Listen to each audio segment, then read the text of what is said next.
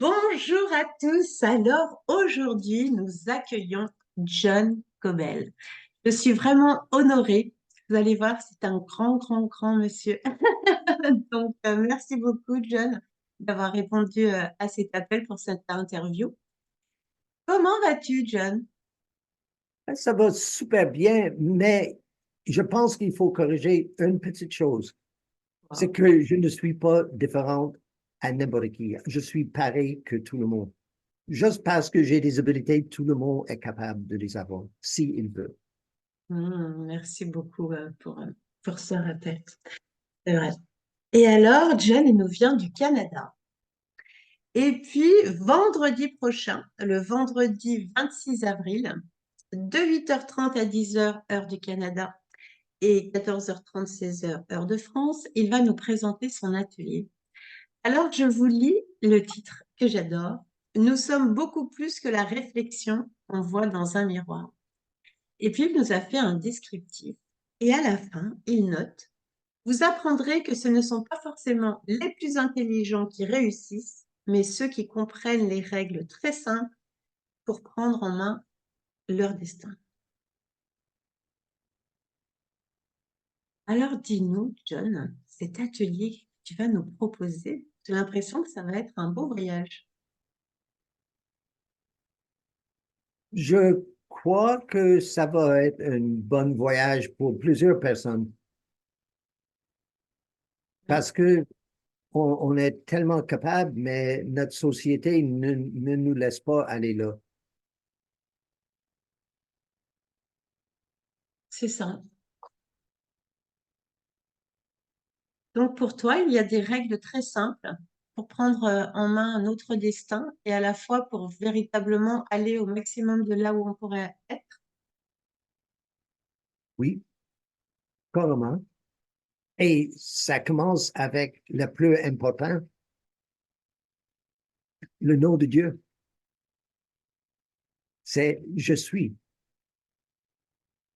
C'est pas que lui, il est, ou un autre, c'est toi. C'est si tu considères que le Dieu peut faire une certaine activité, toi, tu peux le faire aussi. Parce qu'il n'y a pas de différence.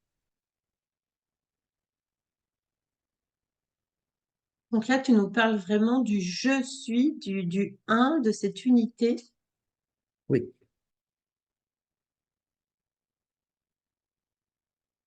qu'on aurait tous. bien sûr. Et c'est juste que la plupart des gens, malheureusement, ne savent pas comment le activer. J'ai servi de ça quand j'ai eu besoin de l'équipement à mon imprimerie à Montréal.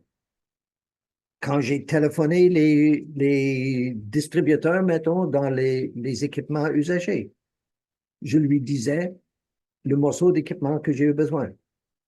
Et normalement, la réponse de ces gens-là était que je suis dans la maison, dans ce métier pour plus que 20 ans et j'ai jamais vu ces machines tomber sur le marché usagé. Comme ça, le minute qu'il a fait ça, c'est qu'il disait ça, je savais qu'il faut que je suis capable de monter leur émotion au sujet de ce que je veux. Pas de me regarder avec ça, mais de regarder l'équipement avec l'émotion. Mhm. Et comme ça, et je te demande, c'est quoi le plus facile? De créer en amour ou en colère? Alors moi, je dirais en amour, mais Si tu devais faire quelque chose vite, ah vite, bah, si je suis en colère, j'y vais très vite, hein. le colère est le plus vite à craquer. Comme ça, Mhm. j'ai commencé à parler avec le gars et j'ai dit, Bob, tu es en train de me dire que tu connais pas ta métier?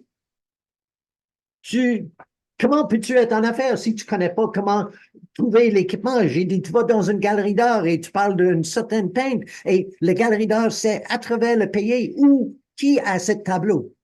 Et toi, tu connais pas quelque chose aussi simple que où est cet équipement?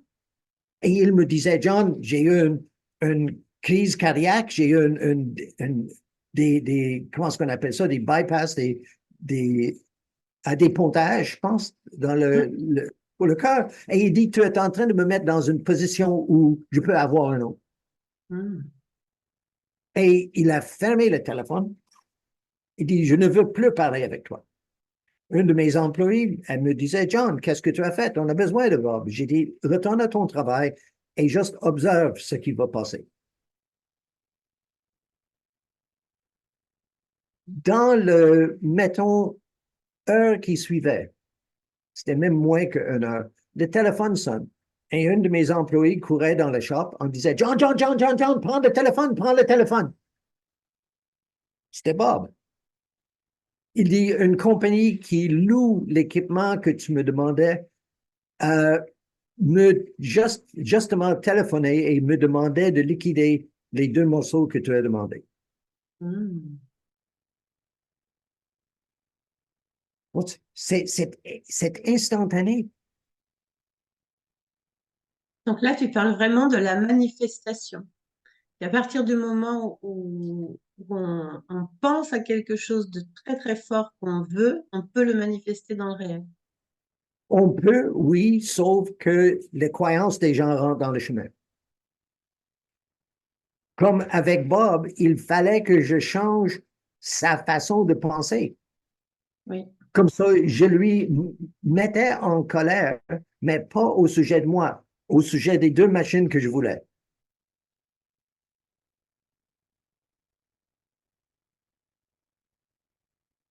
Et c'était comme ça. Et ça induit le mouvement qui t'a permis de... Hmm. J'ai fait la même chose avec une fille qui demeure à Los Angeles, qui me téléphonait pour dire qu'elle vient de la Moldavie, de vie, et c'est impossible pour elle de trouver un travail. Elle a dit, je suis le seul support de mes 2 enfants, un gars de 11 ans, un autre à 9 ans, et il faut que je trouve un travail et je ne sais pas quoi faire. Et je lui demandais, je dit, Daniela, où est ton émotion? Elle a dit, je pense que mon émotion est très bonne. Je dit, je pense pas. Qu'est-ce que tu dis avant de la fin de la journée, on change ça? Elle dit, comment? J'ai dit, attendre et voir. Elle rentrait dans la chambre de ses enfants et elle trouvait son gars le plus vieux en train de pleurer. Elle a dit, Gabriel, pourquoi tu pleures? Tu es toujours de bonne humeur.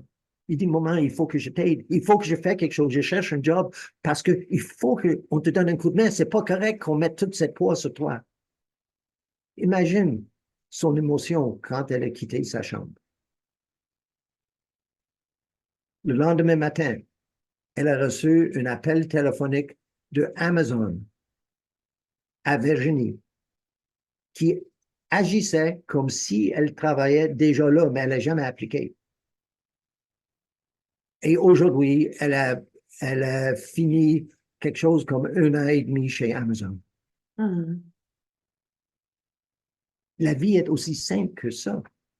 Hmm.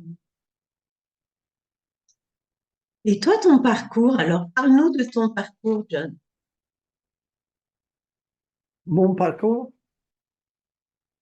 mon parcours était bizarre comparé à la plupart parce que j'ai rencontré une femme à l'aéroport de Dorval parce que j'ai fait une erreur dans ma vie et ça coûtait mon père une fortune. Et comme ça, j'ai refusé d'accepter de lui après ça. Il dit, j'ai pris plus que ma part. Comme ça, j'ai commencé à travailler dans le jour et aller à l'école le soir. Et j'ai fait mon bac comme ça. Et après ça, j'étais accepté à McGill pour être avocat. Mais encore, le destin arrive et j'ai mis le lettre dans ma poche et j'ai rentré dans un ascenseur, dans une bâtisse à Montréal. Et un homme était dans l'ascenseur et il promenait son chien. Et le chien commençait à me sentir et c'était assez gênant. Et mais lui, il faisait absolument rien. Il disait seulement, c'est correct, Ruby, sans le bonhomme. J'ai dit, oh, come on, give me a break. Mais lui, il me demandait à cette point-là, tu fais quoi? J'ai dit, j'étais tout excité. J'ai dit, j'étais juste accepté à McGill pour être avocat. Il dit, ah, parce que tu veux promener dans la vie avec ton compte de banque collé sur ton front, parce que tu sais que c'est là où tu tiens le respect. J'ai dit, non. Il a dit oui. J'ai dit non. Il a dit oui. J'ai dit, tu ne peux pas me prouver ça. Il dit, oui, je peux te prouver ça. Il dit, prendre mon auto chaque vendredi soir pour sortir. Il a eu un Rolls-Royce flamand. J'ai pris son auto.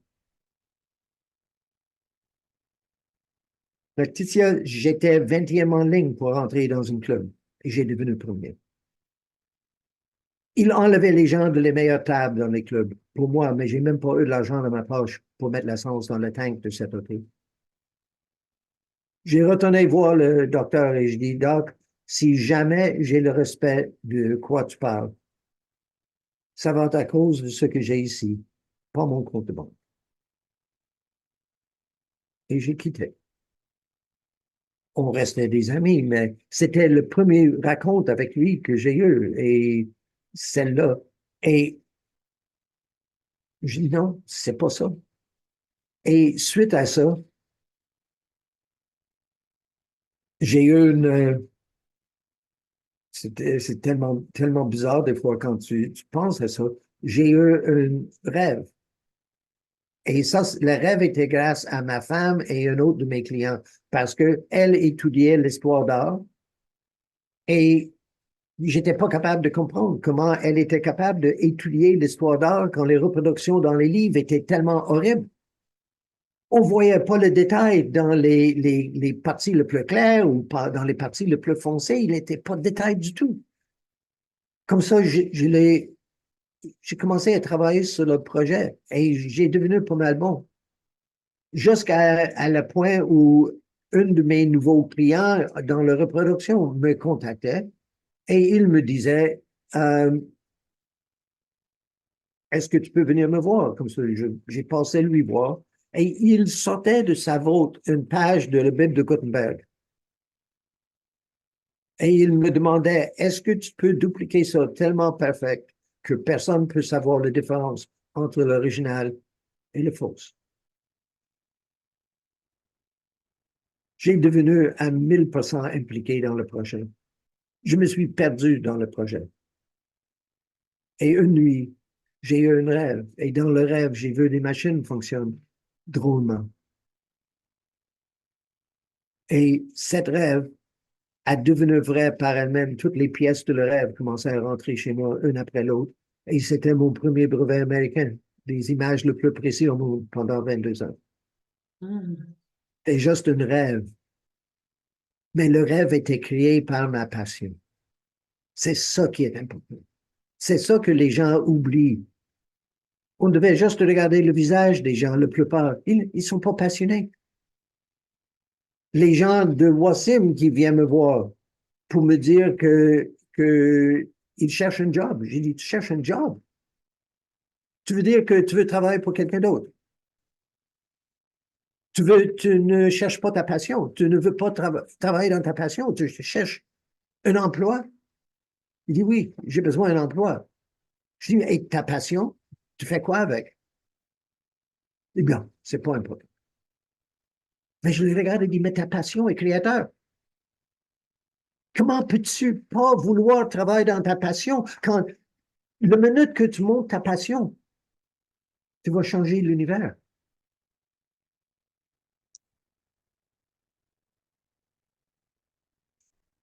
Les gens sont drôles.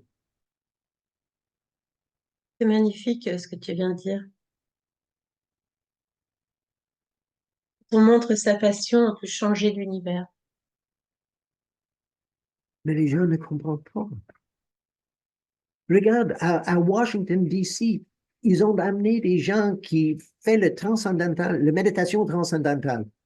Il a eu une tiers de, 1% de la population. Comme ça, il a eu quelque chose comme 1000 ou 2000 personnes, je ne me rappelle pas, qui méditaient sur la paix, d'après la police. le niveau de crime a diminué 25%. Pourquoi on n'est pas en train de faire ça partout maintenant pour créer un monde qui est tellement mieux, où on a la paix pour tout le monde et le bonheur pour tout le monde. Et on a les enfants qui sourient et qui ont la joie. Parce on a la capacité de le faire. Ça prend juste 1% de la population. Il a fait la même chose en Espagne et il a fait la même chose en Canada.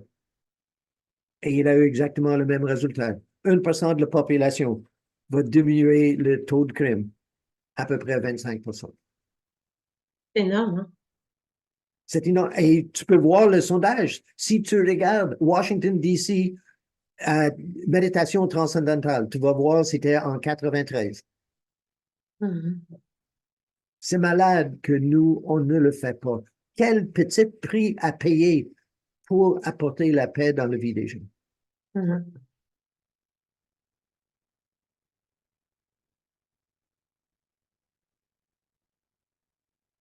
C'est très, très beau, hein.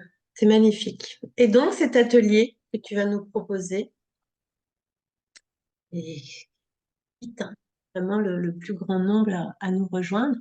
Est-ce que tu vas nous donner des clés pour qu'on puisse se reconnecter à cette passion et que nous-mêmes, on arrive à recréer quelque chose qui puisse avoir un impact sur ce monde?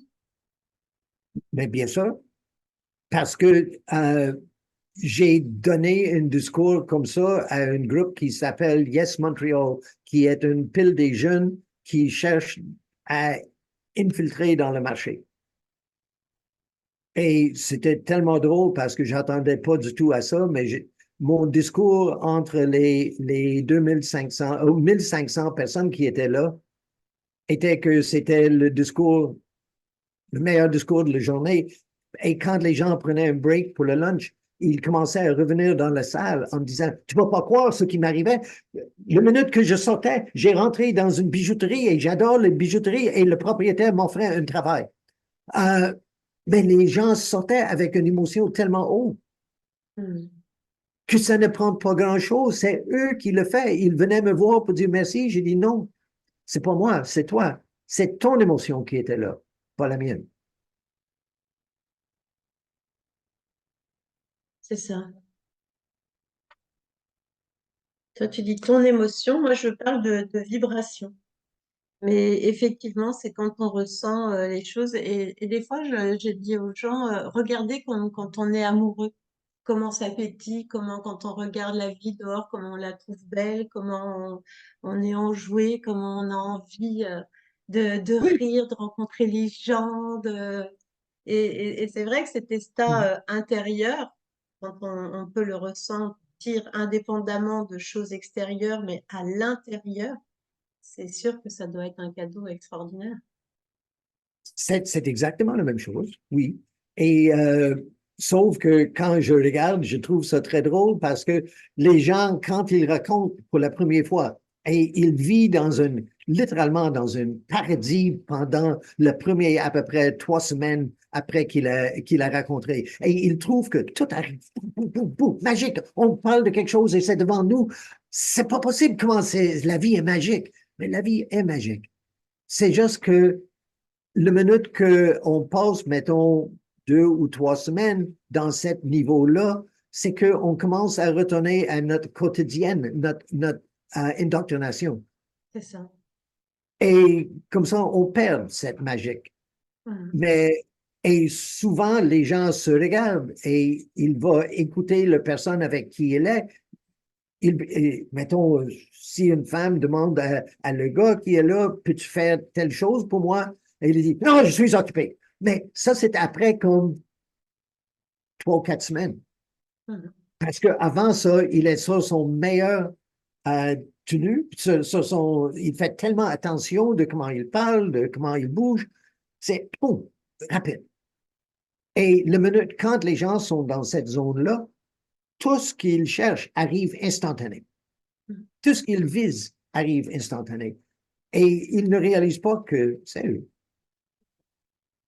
Et on fait tellement attention de notre alentour à cette période de notre vie. Quand on est là parce qu'on veut que l'autre personne nous trouve bien, on veut que l'autre personne est dans la même situation. Comme ça, tout le monde travaille ensemble pour créer une ambiance qui est vraiment bonne. Mhm. Mais après les 2 ou 3 semaines, ouhou, qui es-tu? C'est ça. Magnifique. Bien. Et donc, John, toi, aujourd'hui, qu'est-ce que tu aimerais pour la suite? Comment tu imaginerais les choses aussi pour toi ou qu'est-ce qui vraiment te motive le plus aujourd'hui dans ce que tu as, tes envies profondes? Qu'est-ce qui me motivait le plus? Oui, par rapport à la vie, par rapport à la société. Tout à l'heure, tu parlais justement de pouvoir améliorer hein, ce monde, que Oh, les gens puissent prendre aussi je nourrir. suis en train de refaire ma formation au présent pour avoir euh, mettons, une réponse, questions et réponses pour, pour faire la formation. Parce qu'avant, c'était des sessions de 3 heures, 5 sessions de 3 heures chaque, pour aller de débutant jusqu'à comprendre. Et aussi, je garantis que les gens qui viennent me voir vont réussir parce que j'accepte pas des échecs. Comme ça, si une personne vient pour la formation, il peut revenir jusqu'au temps que ça devient à deuxième nature pour eux, de tomber dans cette mode d'activité. Hmm. Parce que C'est une c'est trop important. formation que tu fais en ligne, c'est une formation que Je, tu fais je le fais en en ligne, présentiel. oui, c'est en ligne. Hmm. Mais c'est mon but, c'est que les gens comprennent.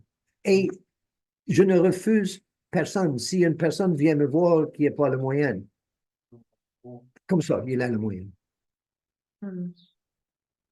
Parce que tout le monde mérite la même opportunité. Hmm. C'est très très beau et c'est un cadeau magnifique hein, que tu puisses offrir des formations d'un tel niveau comme ça qui peuvent véritablement transformer hein, la vie des gens. Les gens transforment. Regarde mes deux à Fredericksburg qui manufacture shampoing. Il venait me voir quand il n'était pas capable de trouver 1 000 $ américains par mois. Et il a rencontré mon premier client noir dans un groupe de réseautage.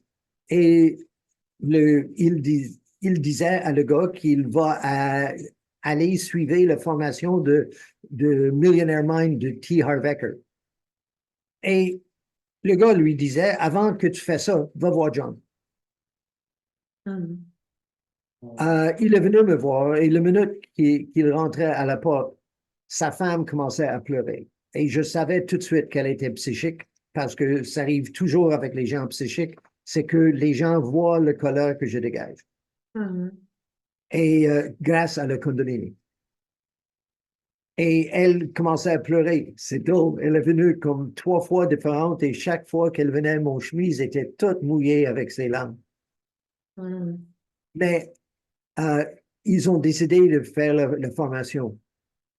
En 11 ans, ils ont allé de pas capable de trouver 1 000 $ par mois à 14 millions de dollars de ventes par année. Hmm. Énorme. Et comme il me disait, il a changé rien. Tout ce que j'ai fait était de lui enseigner comment avoir le foi. La foi, oui, tout à fait. Tellement important. Très, très important. Et je dirais que cette fois-là, pour l'avoir expérimenté moi-même, hein, dans des moments un peu difficiles, là, dans des choses compliquées, par moments aussi dans la déception qu'on peut trouver au niveau de la société, au niveau des politiques, au niveau de ce qui se passe, on peut être fatigué et à un moment donné se questionner hein, sur cette foi ou commencer même à la perdre. Cette foi en l'humanité, hein, j'entends. Le seul temps que j'ai eu de la misère avec était quand je me suis poussé trop fort et j'étais pas capable de garder mon émotion. Mhm. Parce que je crois sincèrement que le seul force créateur dans notre vie, c'est notre émotion. Hmm. Et quand on peut monter l'émotion, quand on peut garder notre émotion, on va voir que tout change. Et rapidement. C'est beau, hein, c'est beau parce que ça redonne aussi la pleine responsabilité en chacun, en tout cas le pouvoir dans les mains de chacun, de pouvoir retransformer son destin, sa vie. Entièrement. Mm, mm. Et c'est ça qui se passe avec ma formation. C'est que je donne les gens la responsabilité. C'est qu'ils réalisent ce que tu penses avec émotion, tu deviens. La vie est aussi simple que ça. Mm.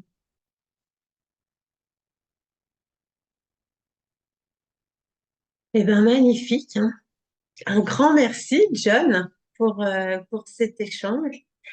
Donc, on se retrouve vendredi prochain, vendredi 26. Est-ce que tu as autre chose que tu aimerais nous rajouter avant de qu'on se quitte? Je pense qu'on a touché pas mal parce que c'est un cheminement qui est un peu spirituel, mais j'aime pas le mot nécessairement spirituel parce que c'est un peu prétentieux dans la plupart des situations. Mais pour moi, c'est de la réalisation que nous sommes responsables pour notre vie, pas quelqu'un d'autre. Peu importe ce qui se passe dans tes alentours, ça retourne à toi.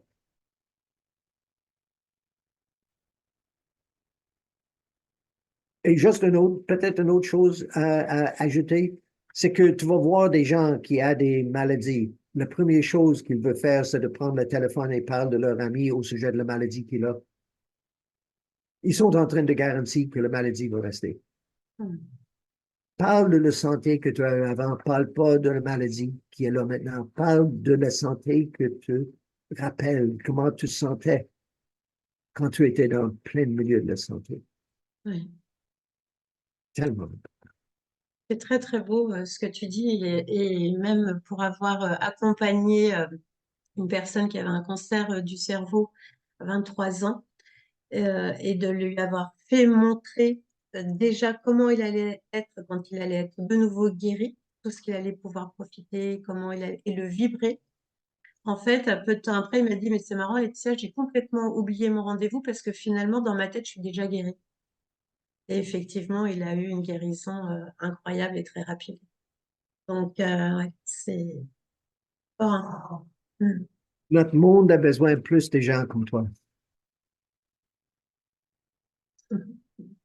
Merci, John. Alors, il faut savoir que John, quand il lève les bras, ça veut dire que c'est attesté pour lui et j'en suis d'autant plus touchée et il va me mettre les larmes aux yeux.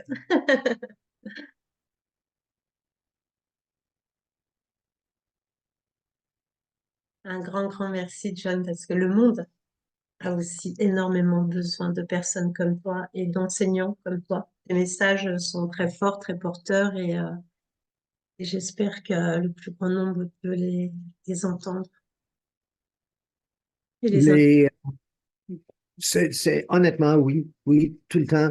Philip et Stacy a élevé leur enfant Hmm. avec cette principe. Oui, Et comme ça, les enfants ne font jamais des plaintes d'autres enfants. Ils n'arrivent pas à la maison et disent, telle copine a fait ça à moi. Non, il n'arrive pas parce qu'il sait que c'est eux qui sont dans le contrôle. c'est ça. Non seulement il sait que c'est eux, mais il sait aussi qu'il a la possibilité de faire autrement et d'avoir finalement la vie qu'il aimerait réellement avoir dans cette vie-là. Mais pour moi, c'est que on va toujours avoir des choses qui nous arrivent. Le seul contrôle qu'on a, c'est de quoi on choisit de penser au sujet de ce qui nous arrive. C'est ça. On peut regarder ce qui nous arrive comme si on était une victime Mhm. ou si on est en charge. Mhm. Mais c'est notre choix. Et personne ne peut nous dire comment penser. C'est juste nous. C'est nous qui contrôlons ça, pas quelqu'un d'autre.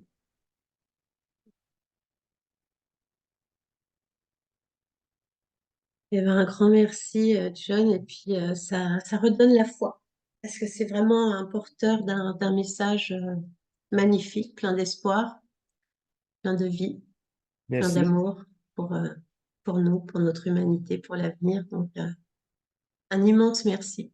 Je mettrai le lien, bien sûr, dans le commentaire de la vidéo pour qu'ils puissent prendre contact avec toi, voir aussi pour ta formation.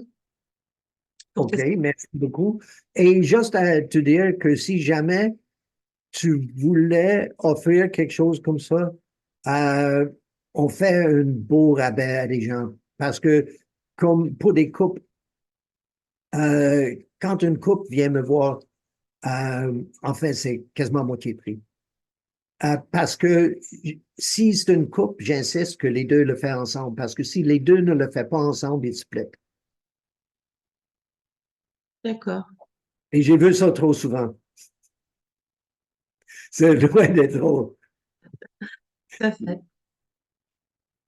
Donc, je mettrai le lien. Tu me diras aussi pour ton offre, hein. Là, j'ai bien noté, donc moins 50% si c'est un couple. Et puis, s'il y a d'autres choses, tu me le diras, je le noterai par ailleurs.